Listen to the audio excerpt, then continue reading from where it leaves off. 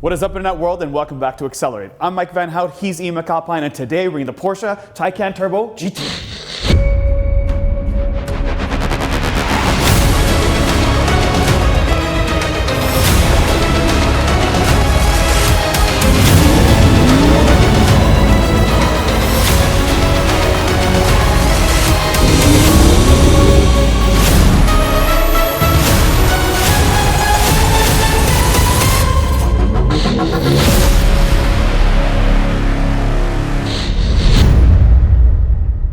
Now what I have in front of me is the world's fastest production four-door electric sedan. And what we have over there is also the world's fastest production sedan a few years ago. Both of these vehicles make over 1,000 horsepower. Both of these vehicles go to 60 in claimed under 2 seconds. But here at Accelerate, we don't have a track that belongs to us. We don't have approval to take these vehicles on a track. But the reality is that Matt Watson from CarWow is gonna do it anyways and beat us. So we're gonna change it up. We're gonna test this Model S Plaid versus this Taycan Turbo GT. Both cars have almost 100% battery, except for the Tesla has the heaviest 22-inch wheels that you can get on the planet. They slow the vehicle down a lot, but that's okay. We're gonna see what is faster. This Taycan Turbo GT, which almost has 100% battery, as you can see. The difference is the Tesla has heavy 22-inch wheels, where these are 21s and they're factory. Let's see what's faster. All right, I'm in the Porsche now, and I will turn the drive mode into Sport Plus. Hold the brake down, hold the gas, launch control activated. Let's see what we can get. Go and go. Oh, lots. Ooh. 2.58. Now let's have 3 runs just to make sure we get the best possible time we can get. Now the tires are slipping, losing grip a lot. Launch control activated and go. All right, better, feels better. 2.76. And the third one, 3 back-to-backs to make it fair. And go. There we go. Okay, faster. 2.39 is our fastest number. All right, exact same deal as the Porsche. We will launch this 3 times. Foot on the ground and go. What do we got? 2.51. Second launch. And go. 2.65. And third launch and go. Lots of slippage going on, and it is 2.59. So it's official. The Porsche is faster at 88% battery on the Tesla, with almost 98% battery on the Porsche. The Tesla is slower than the Porsche. Now I will say the Tesla is definitely not as good around corners or braking whatsoever compared to the Porsche. So on this one, the Porsche is better in all 3 categories. Now back to the review. Now our highest recorded time for Mike's Tesla Model S Plaid is 2.47 seconds, and the Taycan here did manage a 2.31 the day before. 2.31! Ooh, baby! Under the right conditions, the Taycan Turbo GT can hit 1.9 seconds, and the Plaid has been recorded to hit 2.1. But the Tesla Model S Plaid has officially been dethroned as the fastest vehicle on Accelerate.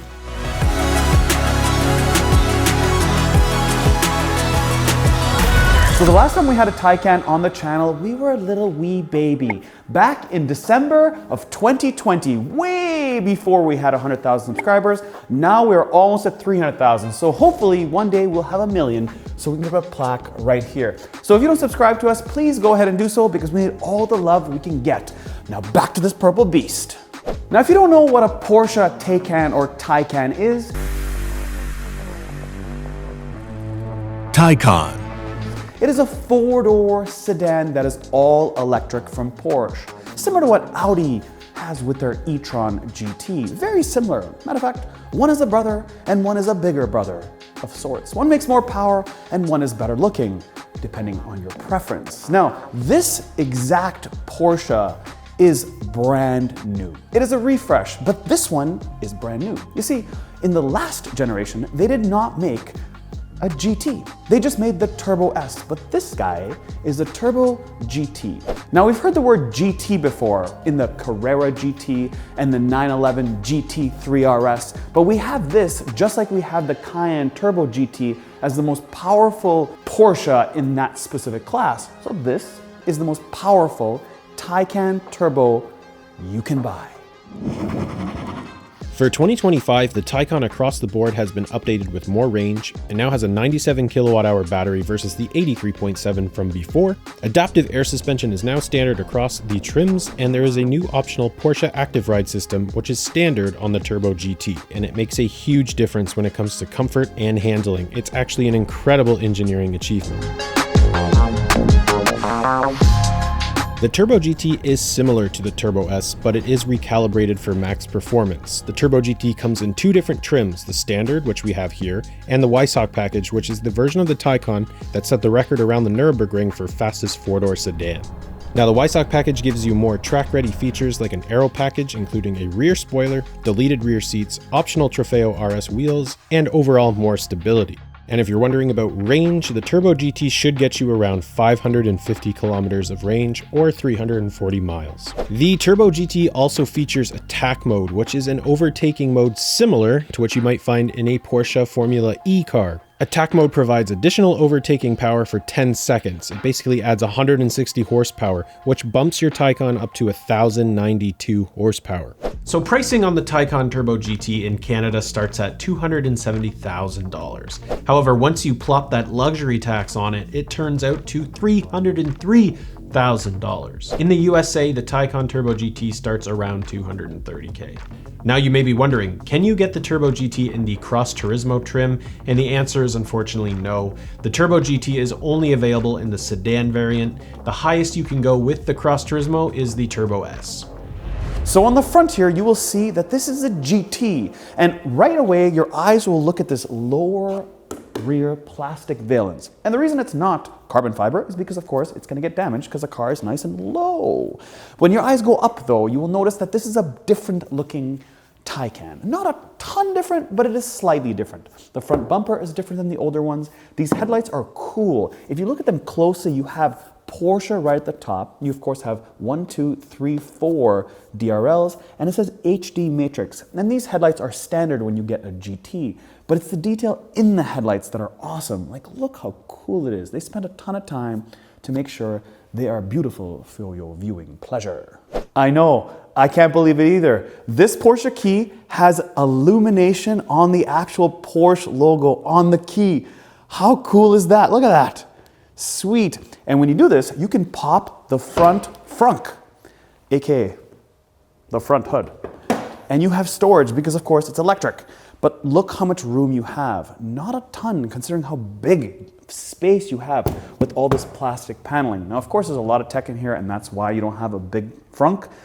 But really, it should be a little bit bigger than this, or a little bit deeper, I say. To the side of this purple beast, let's start with the wheels, and they are gold.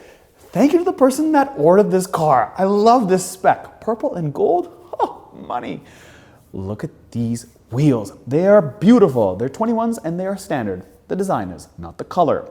The brakes, they are 10-piston caliper, and they are ceramic brakes. They are massive. Look how huge these things are, and they fit these gold wheels perfectly. It's because it weighs 4,950 pounds. It's got to stop it, and that's why you have brakes so big. Hey Tesla, are you listening? Hopefully it is, because those brakes suck. These brakes are great. The suspension has 4 levels. You walk up to the car, you open the door, and it rises. Because generally speaking, Taycan owners are a little bit on the older side, and the only way that they're gonna get in or even buy one is when they don't say, this car's too low. Yep, that is a sale out the window. So funny story. I was washing this car by hand, of course, and then I was on that side, and I'm like, oh, somebody stole the cap. And I was like, oh my God, this is gonna be big problems. Until I realized they changed it up. You have to use your finger and go like this, and then it opens and closes. So it was the spray of my car wash that opened up the cap to charge the vehicle. The cool part is though, you have it on both sides. You have a cap on this side, and I will show you. I will go over here. and I will open this up. And then when you come on this side, you also have a charging port that when you pull, it's smart. That side's closing and this side will open. That is cool. Obviously, on that side, you can use up to a 320 kilowatt plug when you plug it in. That's what the vehicle accepts, speak in English. But for the Tesla, it's only 250. You got 320 versus 250 in terms of charging and how much boom it can take in this 97 kilowatt hour battery. Now past the charging port, you have this vent here that is completely just for aesthetics. Then you have a carbon fiber mirror caps, carbon fiber on the bottom, and because this is a GT, you don't have piano black here, you have carbon right there. So that's a touch for a GT owner. Of course, then you have piano black all the way around, pretty typical stuff. And on the back here, you have a massive rear tire. These again are the same as the front, they are 21s. This one is a P0R, and as far as width goes, they are 305, 30, 21s. Welcome to Beef City. Look how wide this thing is. It's low, it's wide, and it's got a big old booty. Now let's take a look at a few things here. There's some changes because this is a GT. Starting off with this little carbon spoiler. I love it. I love this lift off on the back. Now, of course, all Taycans do have an actual spoiler that is fully active on the back here. It goes up and down based on the speed you're driving. But this is new. Look at this. POR-SCHE is now illuminated. And the reverse lights, you ask, they're hiding right here. If you're wondering where the turn signals are, they are all the way across. So it is a nice big turn signal, but the Porsche illumination right there is a new touch that Porsche has added. Then there's this button. This button is to open up the tailgate. It is a power tailgate. And if you're wondering, but isn't this a Panamera? Like, isn't the same? And the answer is no. If you want something with a larger tailgate, you buy the Cross Turismo. Anyways, let's close this down for a moment. What else do we got? Down here, a lot of plastic, but futuristic plastic. Of course, you have this lower valence on the bottom. This is still an electric car, so of course you're not going to get any exhaust pipes. And then finally, you have this little piece right here. Again, this is more for looks, more than functionality on the back of this Turbo GT. Okay, interior of this Taycan Turbo GT. If I show you guys how big this sill is, you'd be like, what on earth? It's like getting into a race car. Okay, screen sizes. There's a lot to know. This one is a 16.8 inch curved screen. Then you have a 10.9, another 10.9 for the passenger. Right down here you have an 8.4 inch screen. That's a lot of screens combined together, and they are all for the most part touch. Even this curved screen is touched. Over here, look, I've got all my lights on the left. On the right, I have suspension. I have a button to raise the vehicle, just like you would if you set this smart lift on the vehicle. Then you have a favorites button, and of course, stability program, all in the touchscreen of this driver's display. And then over here, you have Apple CarPlay, if you so wish, wirelessly. And on this side, you also have Apple CarPlay. They're both exactly the same. But from here, when I'm driving, I can't see it. It is darkened. I like that, Porsche. This does not have a sunroof. It is just all Alcantara or Race Tex. And then the steering wheel. The steering wheel only has one real button that is important, and that is the drive mode button. I have range, normal, sport, and sport plus. I kind of like that. Very simple. Then I have this extra button in the center. When I hit it, I get that extra boost to warp me to the next century. Now on the door panel, I do have this matte carbon fiber. There is more Race Tex or suede on the door handle. And if you're wondering what color my seatbelts are, they are silver. Love that. It's just very simple. When the car's off and all these screens are gone, and you can minimize some of the lighting on these screens, it's kind of nice. It's just very, very simple and minimalist. Now this screen on the bottom here is important to know because you use this screen for the most part with HVAC controls, and you can actually use or control the screen above it by swiping your hand by using gestures on this little keypad here. And it's kind of cool that you have this. You don't have to physically lift your arm up or elbow up to touch this touchscreen. Because remember, it's touchscreen here, touchscreen here, touchscreen for the passenger, and even touchscreen on this driver's display. There's touchscreen everywhere. And it's going to give fingerprints. And that you may not like, but that's just the way this is going to be moving forward because this is all electrification and it's the future of what Porsche sees, which is kind of sad. But on the other side, they still give us 911s in manual transmission. Thank you, Porsche. Now these seats are 18-way adjustable, so you can adjust them in every which way as far as leg adjustments, squeezing you in, your back, your bum. Look at these headrests. they say Turbo GT on them. Now in North America, you can't get the full bucket seats like you can in Europe, but it doesn't matter because these seats are comfortable. This is a GT after all, where you want to use on the highway and enjoy it. And these seats are definitely those seats for you for that particular experience. Now, the one thing I will complain about is the lack of storage. There's not a ton of storage in here. The doors have an okay amount of storage, decent I'd say, but this center console is fairly small, and considering you don't have a very big frunk or trunk, you'd expect them to have a bit more storage here. Now, there is storage underneath this little panel, but it doesn't have any sides to it, which means you put stuff there and it's gonna fall out on the passenger side or the driver's side when you accelerate and take corners. So that's the only real downside I'd say. There's no other storage here. There's a lot of great materials, like again, on the bottom here, you have suede or race tex all the way on the bottom. There's a lot of niceness going on here. Nice to touch and feel. The seats in the center, it's just really, really good. I like that. Soft seats. Everything is really nice, but just no storage. Now, under the center console here, which is relatively soft, I do have two USB-Cs, a 12-volt plug, and then a wireless charger. And in order to make that work, I have to take my screen, I gotta face it towards the passenger, I slide it in here, I close it up, and then it is charging. So let's say you borrow your friend's Taycan. You get in it and you're like, hey, I wanna adjust the air blowing in my face. How do I do that? Do I just take my hand and move this up and down? Well, there's nothing to do that with. You have to use the screen to adjust where you want the airflow to go.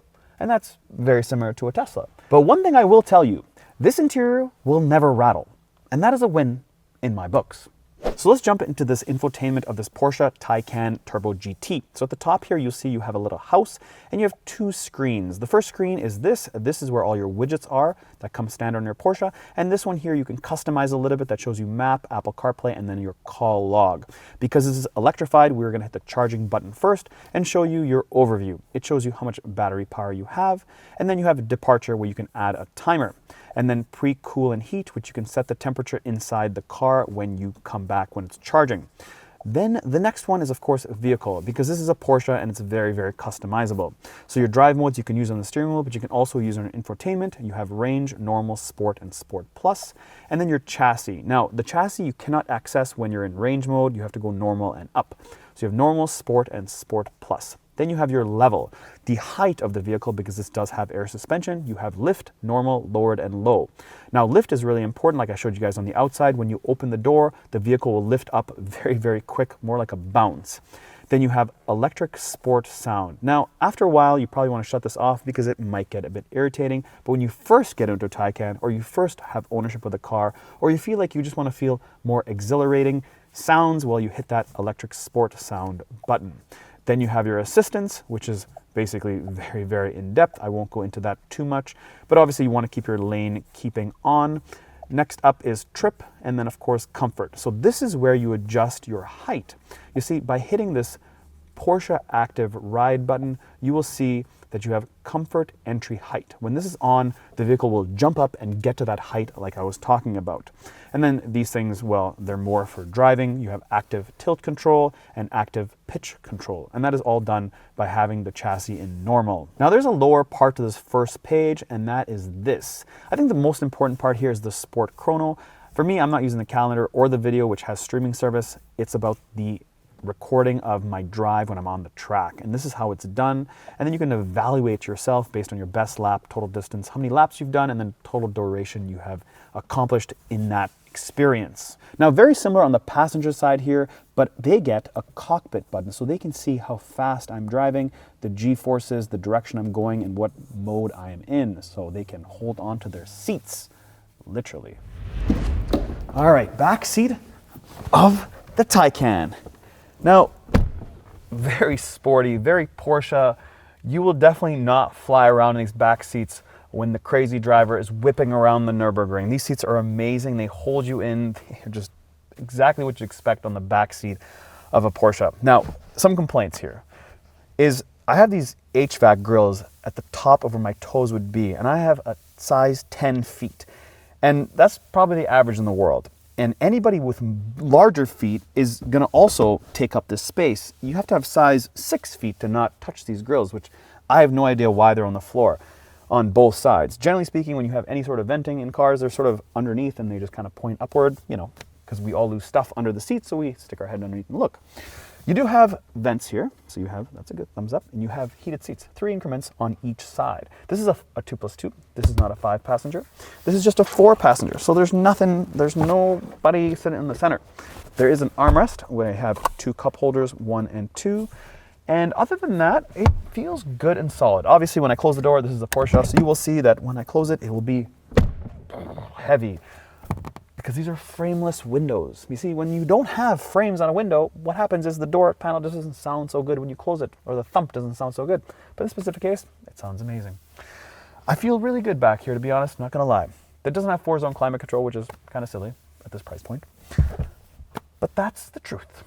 So let's see how much room we have inside of the trunk of this Turbo GT. So as far as depth goes, we have just about 39 inches. And as far as width goes, we have just a little bit over 3 feet. But there's something going on here. It doesn't exactly have the flattest load floor because you have this Turbo GT right there. And then what's going on over here? Well, there's a little sort of parcel or shelf here that covers this, but this is strapped in, which I do like because this will be flying around everywhere when you launch in this bad boy. But it's not the biggest trunk. So really, the trunk usage here is only like to there. So about 21 inches. And in terms of height, you have 18 inches. So that's the reality of using this trunk when you put the charging cables in this little baggie they give you. You could theoretically fit it underneath here, the cables themselves, but then you'd have to figure out what you're gonna do with that bag because I wouldn't want to give up that bag. Now would I? Now I've taken out the bag and I got space. And with the seats folded down, look how much room you have. A lot of room.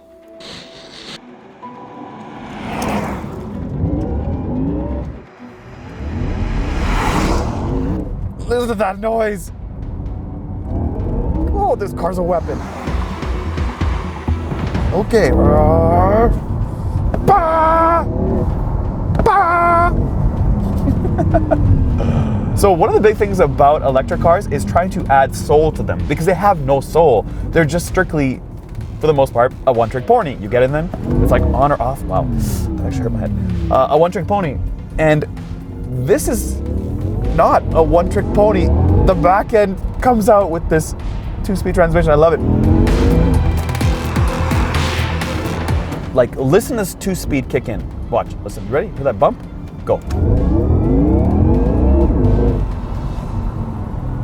Just that adds soul. Just that adds dynamic, adds fun, adds... Okay, we got this, we got this. We got this, and you don't have none of this in the Tesla, by the way. Nothing, nada. You don't get this vibe in the Tesla. Because it feels like you're going through gears, right? That is the point. That is where soul exists. Soul doesn't exist in pure electric whine from the motors, and then that's that. This is like, okay, and you can kind of feel like the wheels like trying to slip. Windy roads, man. If you don't have windy roads, life is very boring. And life gets a little bit more exciting when you have a fun German car that you can whip around the corner that has good brakes. Man, this is so fun. You can tell because my whole body's like leaning forward just into these turns, left and right, and the steering is excellent. There was some people complaining that the steering was like not as accurate as they wanted to be, but I'm like, dude, this car's 5,000 pounds. If it's overly firm, people are gonna complain about it. You want something that people can use and drive. This is a GT after all.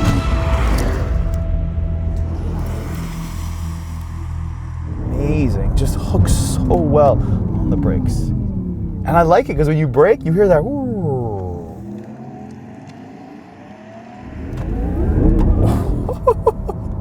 I just love that it's heavy on the rear wheels. So the slowest mode that you can have in this Taycan is range mode. And that's by turning this little drive mode thing all the way to the left, and the sound is gone. It is completely quiet. But it still has a ton of power, like this, in range mode.